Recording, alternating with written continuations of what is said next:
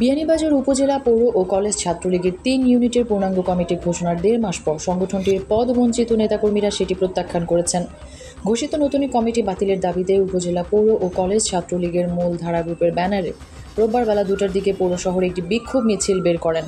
মিছিলটি শহরের প্রধান সড়ক প্রদক্ষিণ করে পোস্ট রোডের অভিমুখে এক পথসভায় মিলিত হয়। বিয়ানীবাজার পৌর শহরের প্রাচীনতম মার্কেট গোলাটিকর হাউসের অন্যতম মালিক যুক্তরাজ্য প্রবাসী মজির উদ্দিন বাদশা ইন্তেকাল করেছেন। ইন্না লিল্লাহি ওয়া ইন্না ইলাইহি রাজিউন। তিনি শনিবার আরব আমিরাতে চিকিৎসাধীন অবস্থায় ইন্তেকাল করেন বলে পরিবার থেকে জানানো হয়েছে। মজির উদ্দিন বাদশা লাউতা ইউনিয়নের গোলাটিকর গ্রামের মরহুম আলাউদ্দিন ও মরহুম শফিক উদ্দিন সাহেবের ছোট ভাই এবং প্রফেসর জালাল আহমেদ, শাহ আলম বিলাল এবং মিম টিভির চেয়ারম্যান সুজন আহমেদের চাচা।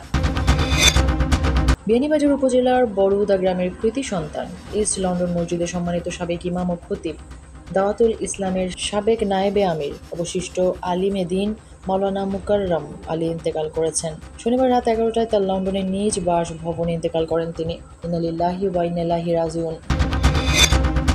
সিলেট প্রেস ক্লাবের 2024-25 কার্যনির্বাহী পরিষদের নতুন কমিটিকে অভিনন্দন জানিয়েছে বিয়ানীবাজার প্রেস ক্লাব। শনিবার সন্ধ্যায় এক প্রেস বিজ্ঞপ্তির মাধ্যমে অভিনন্দন জানান বিয়ানীবাজার প্রেস ক্লাবের সভাপতি সুয়াইবুর রহমান স্বপন ও সাধারণ সম্পাদক তোফায়েল আহমদ। বৃহস্পতিবার বিকেলে অনুষ্ঠিত দ্বিবার্ষিক নির্বাচনে সভাপতি হিসেবে সময় টেলিভিশনের সিলেট ব্যুরো প্রধান ইকরামুল কবির ও সাধারণ সম্পাদক হিসেবে দৈনিক সিলেটের ডাকের চিফ রিপোর্টার মোহাম্মদ সিরাজুল ইসলাম নির্বাচিত হয়েছেন। সিলেট নগরীতে রোববার থেকে আবারও কোভিড-19 টিকার তৃতীয় ও চতুর্থ ডোজ দেওয়ার কার্যক্রম শুরু হয়েছে। এ লক্ষ্যে রোববার থেকে বৃহস্পতিবার প্রতিদিন সকাল 10টা থেকে 2টা পর্যন্ত সিলেট সিটি কর্পোরেশনের 42টি ওয়ার্ডের স্থায়ী অস্থায়ী ইপিআই টিকাদান কেন্দ্রসহ কুমারপাড়াস্থ ওসমান মিয়া মার্চেন্ট মা ও শিশু হাসপাতালের 18 বছরের ঊর্ধ্বে সকল নাগরিকের টিকার তৃতীয় ও চতুর্থ ডোজ দেওয়া হবে।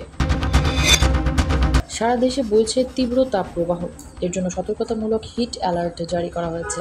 এই অবস্থার মধ্যেই সিলেটে ঝড়ের পূর্বাভাসের কথা জানিয়েছে আবহাওয়া অধিদপ্তর। রোববার জানানো হয়, দেশের উত্তর পূর্বাঞ্চলের বিভিন্ন এলাকার উপর দিয়ে ঘণ্টায় 60 কিলোমিটার বেগে ঝড় বয়ে যাওয়ার সম্ভাবনা রয়েছে।